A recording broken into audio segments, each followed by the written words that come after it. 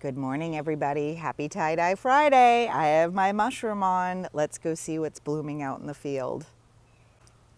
Okay, so let's go down the pathway here.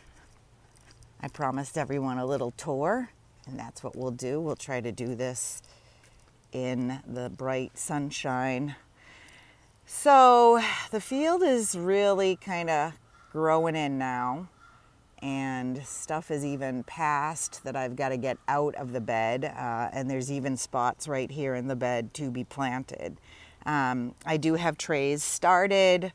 This is kind of the next round that's going into the field, and then I even have trays in the greenhouse right there that are ready to be started, like I seeded them yesterday. So let's kind of go down. We'll do a few rows at a time because it's a lot. So the first row I did sunflowers, and that's really my feverfew row, but catnip is taken over. So it starts with feverfew, goes into catnip. I did sunnies. I've got some marigolds down there, and then I'm letting the larkspur go to seed. The next row I have some bald spot, then I have this beautiful Monarda lemon mint here. It's really, really pretty. I'm not crazy about the color and using it in design work. It smells phenomenal, like it has that Monarda smell to it. But the purple is a little bit jarring, kind of like an echinacea to me, so I've been having some difficulty designing with it. After that, I have a little patch of Godesia down here. That was a second planting that is super duper short, but pretty just enough. I'll use it in jars and stuff like that. After that, I have my Craspedia and some billy buttons and some nasturtiums that have volunteered themselves to be a trap crop. That's hard to say. And then I have some celosia down this way, and then coming back up this way, some peppers, more celosia. This is more celosia down here. And then we kind of roll into the dianthus that starts here with the black cherry, white, and then the red. And then I have this Amazon. This is actually my favorite. I actually used these three to get rid of them this year because I'm not too keen on them. They're not a very tall variety of dianthus. And the colors, again, are a little jarring to me. Like, I wanted the red for 4th of July. See, red, white, and blue. But everything was so late this year that I didn't have any. So, bummer. So, and then in this row, we had a big loss in the beginning of the year. I had some rat tail status here, and the drip was just not working in this area. So I've since pulled it out. I've put some Rudbeckia there, and then I have all status and then Gomphrena down this row. So this is kind of, I call it my drying bed. But I do want to point out, I did a little experiment last year, everybody, where I did kind of retill. I tilled when I started this field, and it's 40 by 69 feet. I initially tilled to crack open the spot, and it was only 40 by 40 at that point. So last year I tilled the back part, and I tilled some of the beds all the way down here, and I am swimming in purslane. So I've kicked up all those weed seeds by tilling. It's kind of a bummer, but purslane means something. It's telling me that my soil is deficient in some way. It's also edible. We can feed it to the chickens. We can eat it ourselves. But it's just a mystery to be solved. So I'm going to be working on that. I got to say, I kind of like it in the pathways because it's kind of squishy and green on my feet, you know. It's not bad, but it does need a mowing. All right. So this is our guiding light as of this year. This is a volunteer sunflower. It's massive, and she's reaching probably maybe 10 feet tall. It's awesome. I love it. I'm just going to let it rip and let it blow. Love it. Okay. So then I have a second planting of stock that's not doing so well because of the Borrasca moths. And then we have some snapdragons down here, which was a second planting, and they're now just popping. And again, I was kind of hoping these red snaps that are flowering now are starting to flower. Was going to be part of my red, white, and blue, but maybe next year, kid, next year. All right, so then this back part right here, this is all buckwheat. I did a nice little cover crop because I had a little patch back here that I wasn't utilizing. So this is a nice cover crop, and I'll probably either let this go and let the winter terminate it, or I might do some fall planting back here. We'll see how the year all kind of strings out. I have a pretty big potato. This section of potatoes was not planted. These are volunteers. Also in the buckwheat, there is some volunteer potatoes. This bed was planted, and then there's another bed over there that was planted. But I'm going to have hopefully a lot of potatoes this year, and hopefully we can get them to overwinter. All right, and then this is this is the gourd. Okay, this was supposed to be the pumpkin patch, but then I just started a bunch of gourds, like the birdhouse gourd and the bowl gourd and the loofah gourd. So this is crazy, and it's getting harder and harder to tiptoe through the gourd patch. We should just call it the cucumber patch. But there is some pumpkins up there on the pumpkin patch hill. This has been really hard to keep watered. It's been terrible. We call it the hive this year. It's pretty much just like a weedy mess. But again, next year, kid, next year. That's my saying when I can't get to a project. And I had the best intentions of getting to the project. So let's work our way over here. Trying to get out of the sun. But come around this way to this side of the field. So I have a lot of stuff in this kind of these first rows right here that I need to harvest to dry. Like there is some German status in there that I started from seed. That's gorgeous. That needs to be hung and dried. That's great for wreath making. And then if you see the little bloop, the little black little heads, pods there, those are Nigella. Those need to be harvested and dried. There's some white ones. And some of the sunflowers I want to dry. They dried really, really well last year. So I'd like to be able to utilize some of those. So even though stuff blows and I don't get to it to harvest it, or, you know, it doesn't sell in a bouquet, I still can hang it upside down, dry it, and then use it again in the fall. So all these little patches of Rudbeckia, I call these Frank Wojciechowskis. I hadn't had a drop of Rudbeckia in my yard until my neighbor gave me some. And it has just spit itself everywhere around my yard. And it brings me a lot of joy because it reminds me of Frank. He's since passed, but it's just a little bright little pop of sunshine everywhere. So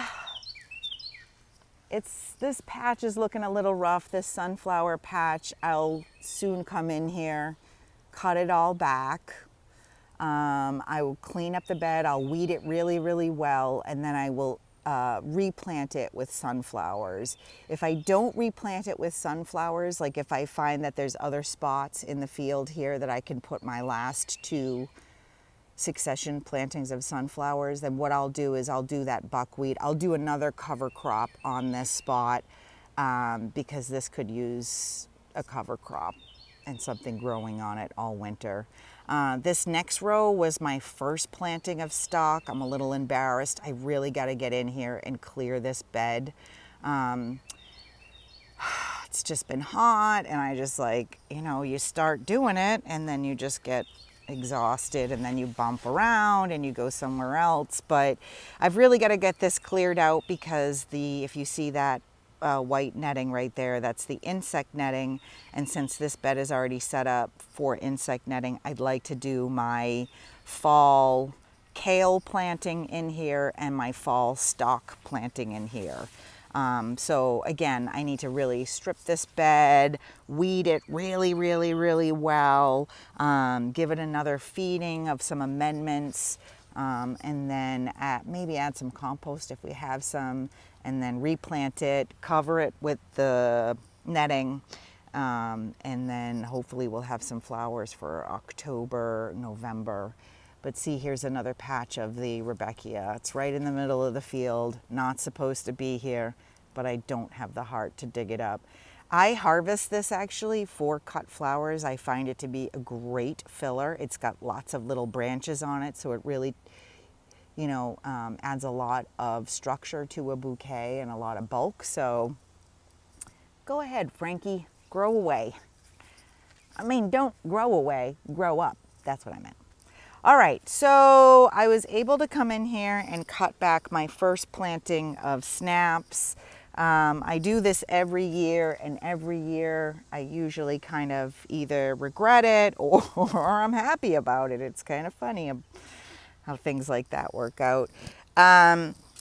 Some of these varieties are kind of, you know, you're better off just kind of pulling them because they're not going to do well in the heat of the summer, but I didn't really have anything for this bed, so I thought, you know what, I'll just cut it back and maybe I'll get some little blooms for jars. This next bed is pretty pathetic. This is the eucalyptus bed, and even though it doesn't look like much now, in the fall it'll be the biggest, luscious bed probably.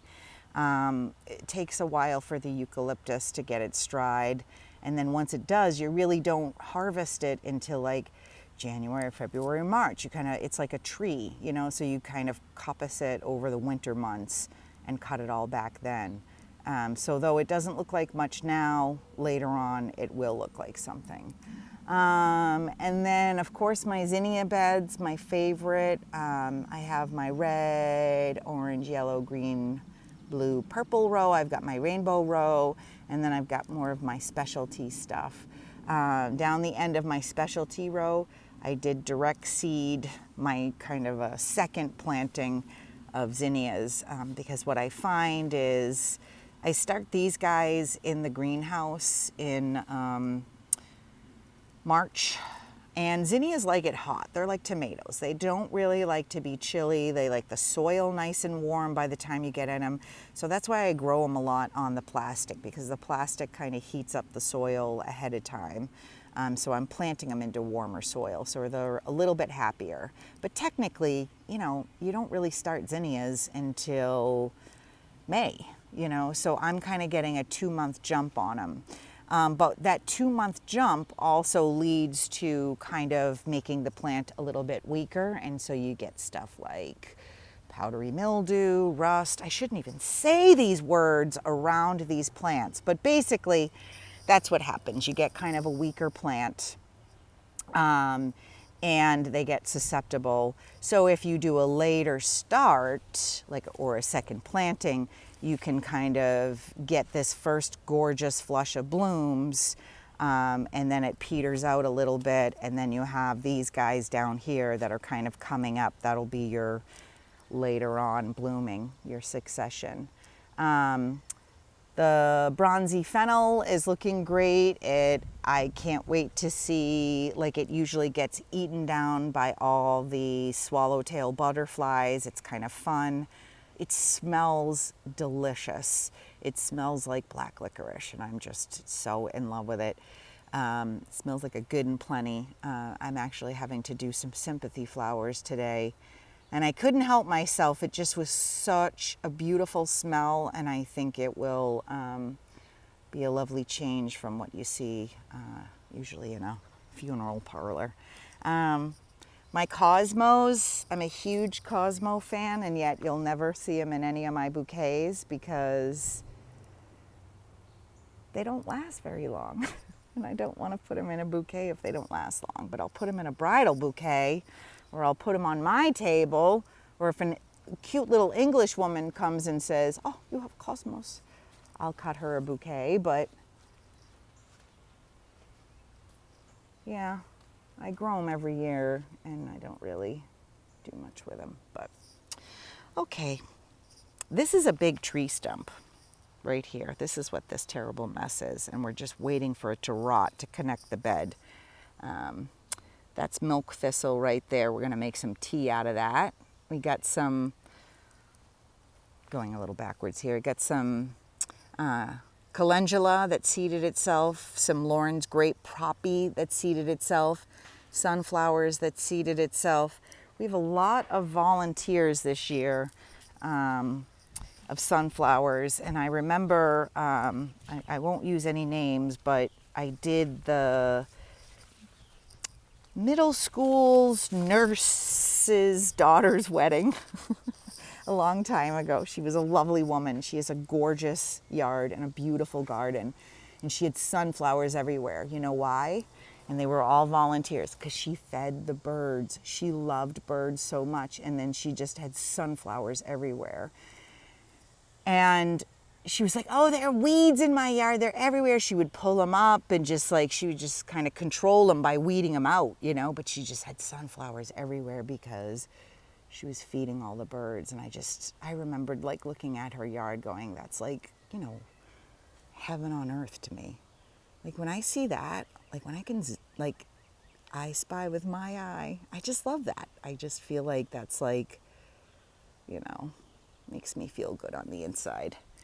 All right, and then over here, this is kind of a weedy little mess here, but this was kind of a direct sown bed. I've done garlic in here in the past, and I've done corn in the past, so I wanted to do something different. So I have like a little patch of dill, there's blue plurum in here. Obviously, there's lots of grass, but there's bells of Ireland, and I'm really just gonna let this bed go to pot, as my mom would say, and just kind of let it go to seed and not worry too much about it.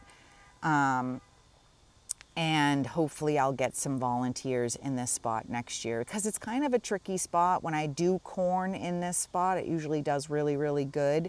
And then we'll get like a windstorm or a rainstorm, and all the rain comes off the greenhouse and kind of batters it all down. So it's not the best spot. So kitty cat. We got some nice oyster shells that we're drying out, and we're gonna smash up for the chickens. We have some beautiful heirloom mums that we're going to try to get to bloom this year.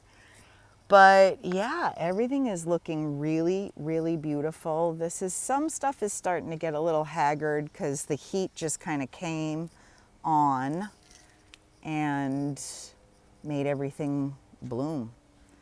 But the rain that we had a few days ago was really good.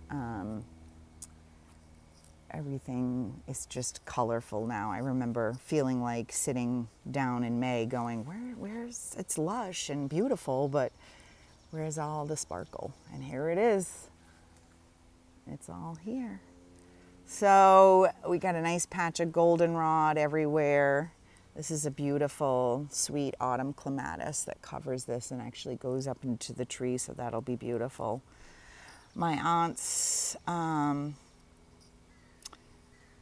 Japanese maple that sat in, I pulled it out of her yard, and it sat in a wheelbarrow for 2 weeks in the blazing hot part of the summer a few years ago, and I put it in the ground, and it has just taken off, and it's just so beautiful. It masks this little spot back here we have where we sit and Phil does his work, you know, so it's I don't know, it's like having her right there in the garden with me. I love it. Down this little pathway, this is Phil's little office grotto where he works. He's got an extender and he gets little Wi-Fi out here, so he sits on his hammock, brings the computer out, and then we've been we actually worked on this garden last year. I'm gonna put in a pondless waterfall right in that bald spot, and that's where that's going, and we may We're going to move the fountain out and kind of just do like a little water feature back here for more privacy, and just it would be pretty with the sound. So, and then under the hammock, this we're going to work on this year too in the fall. We really got to work on the irrigation and making sure I've got lots of lines out that I need to bury, and we just need so many more. Those are the brassica moths. And we just need a lot more lines of irrigation to make it more effective, but we're getting there. It was like I kind of wanted to wait till everything popped up, but now that everything's huge, I can't really see under. So a beautiful grass that Colleen gave me. It loves that spot. I love it. And actually, she accidentally gave me some echinops that rode along with it. And these are great. These are my favorite echinops. And these are the ones that I started from seed. So they're two different varieties. I should ask her if she knows what variety she has, because it's big and beefy compared to mine. Then we have some St. John worts, some beautiful, it had a beautiful little yellow bloom. You see the bee working on it there. And then they turn into these really pretty berries. Hypericum, it's a great little cut flower in the flower industry. Catnip, because I got cats and they do drugs. This is turning out to be really pretty. It's got some eupatorium, some Joe Pye weed, some Rudbeckia way in the back, some really tall ones. Of course, Kendall's daisies that are everywhere. And then these ferns. These are my aunt's ferns. And they came with a, well, you can't even see it back there, but they came with they rode along with a peony. And I mean, they come out in the grass, and Phil mows them. And this is a bright sunspot, so they're like sun ferns. They're great, but they're a little aggressive right here, so we may have to rethink this kind of whole area. And the evergreens that we planted in 2022 are doing phenomenal, and they give us such great privacy back here, and they're tall and they're gorgeous. We did some cutbacks of Veronica and stuff like that. So stuff is looking really, really good. Some Rudbeckia triloba ready to pop. And this is looking a little scruffy in here, but it looks pretty from a distance. And there's definitely some stuff that needs to be shuffled around. Like I accidentally planted this echinacea back here, and it needs to be closer to the front because it's shorty. It's a little short. But mountain mint, if you've ever smelt that, that's got a beautiful smell, and just like a bunch of stuff. This is the columbine that I'll save the seeds from and plant some for next year. And yeah, we've got the valerian that's going to seed, and just all kinds of, got a blue spruce deep in there. And the chickies, ooh, they got some delicious, what do you call that? Squash. Our little shade garden over here. Everything's really dry. It's kind of embarrassing to show you, because like I said, we really haven't been watering terribly too much. But this is the tea garden that is now in the complete shade. These are also really in the shade for a lot of the day, these veg beds. So we might have to either take trees down or think about what we plant in these. This is lettuce only. This bed had the garlic in it. I actually planted corn in here, direct seeded corn. And it's mostly for like just a cover crop. I know I'm not gonna get any corn, but I didn't wanna leave it barren. I think I will throw some sunflowers in here, some tillage radish, just some basically, and maybe even some buckwheat, just some weirdo cover crop kind of stuff. I think that would be fun in this bed.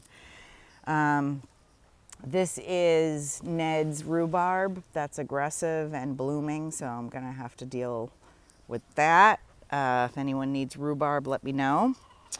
This has been a dahlia bed this year that the kitty cat has destroyed. I can't keep her out of here, so we won't even talk about that, but it's terrible. This is the strawberry bed, and that is also the strawberry bed. I'm still working on the irrigation to the veg beds here. I think I'm going to take these strawberries out and actually plant them in my green stock, that upright planter, because I just don't like the strawberries in the bed. They just get dirty. The birds get to them before I do, so out you go. We picked an eggplant already, which was fun. We've gotten lots of squash. We made ratatouille last night for the France versus Morocco game. We've definitely done some cucumbers out of this garden yet. There's a plane. There's always a plane flying overhead. So it's been really good.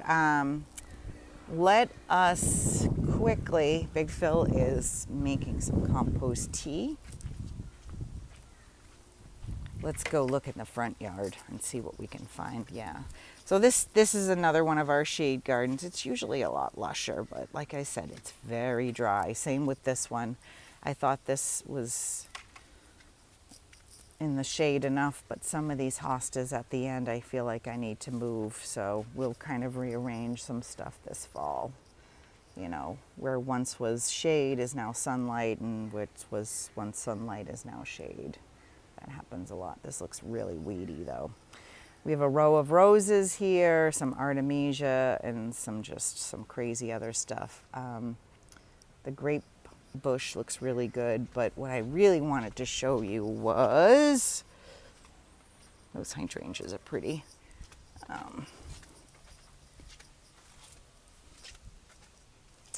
The dahlias. So everyone knows I've been having some problems with my dahlias. This is what they look like in June. They have some spotting. They're slow to grow.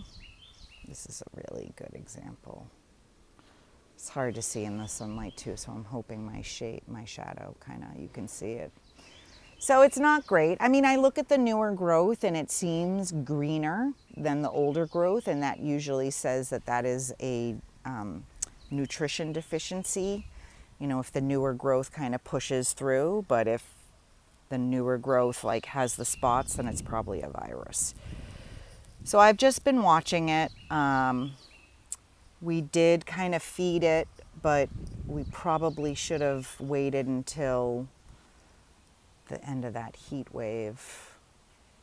But we'll see. I'm hopeful. I mean, I'm sure I'm going to get 1 or 2 blooms out of them. Am I going to get hundreds? No. But, you know, these were kind of one of the ones that were important to me. The Gabrielle Marie, Andrew Charles, Cafe, Coralie, Jennifer's Wedding, Einstein Spartacus, Penn Hill Waterman. Those are kind of my main favorites, perhaps, this time. But our front one, we thought the fig was dead. It is not. It's just really short right now, so that'll be interesting.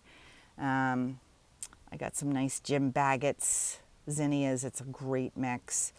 Some good sages in here, and volunteers. This sunflower keeps setting off my ring.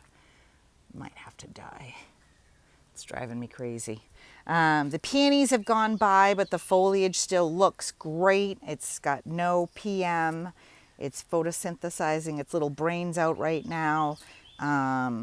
And we will cut back the foliage in the fall, but for now it's like a nice bright green bush. The hydrangeas are enormous already.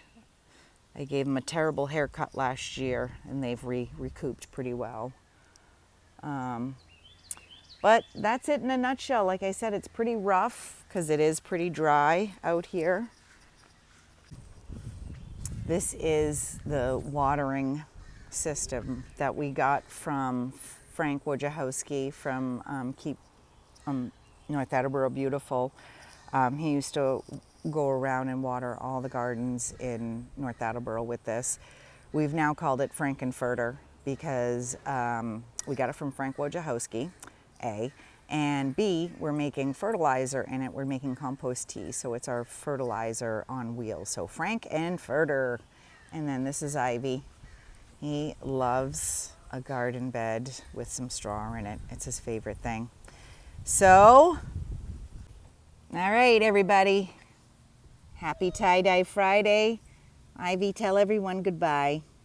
Say, have a good day. Happy Tie-Dye Friday.